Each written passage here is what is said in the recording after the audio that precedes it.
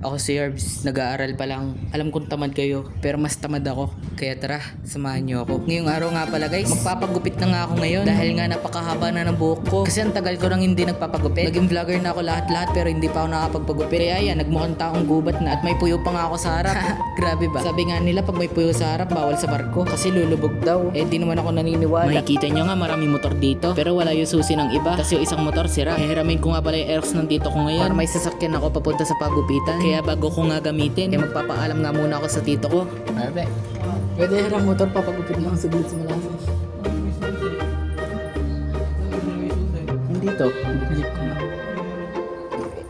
Nakapagpaalam na nga ako at nakuha ko na nga yung susi ng Aerox. Kaya ito lumabas na ako at ito ngayong gagamitin ko.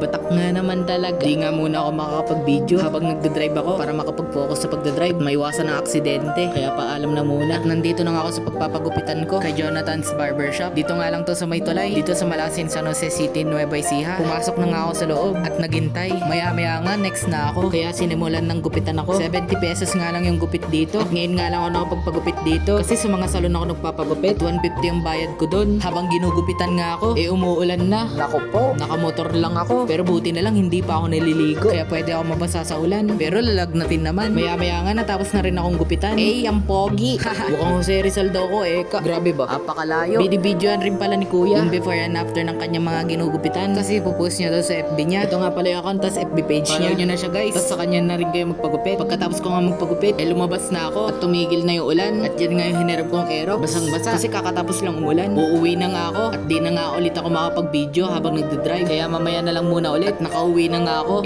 Batak bagong gupit yan. Maliligo na nga muna ako. Tapos pagkatapos ko maligo, lalagyan ko na to ng wax yung buhok ko para maging maayos-ayos. Sinauli ko na nga yung susi. Grabe, nandito na yung susi Uuwi na nga ako sa kabilang bahay para doon maligo dahil nga nandun yung mga gamit ko. Nandito na nga ako sa kabilang bahay kaya maliligo na ako para hindi ako mangate. Maya-maya lang tapos na ako maligo. Apaka-fresh. Nilagyan ko na nga rin ng wax yung buhok ko para umayos. Batak nga naman talaga. Sabi nga ng lola ko parang hindi naman nabawasan. At hanggang dito na nga lang muna yung vlog ko. Salamat sa inyong pagsama. Batak nga naman talaga. Follow, like, and share guys. Paalam!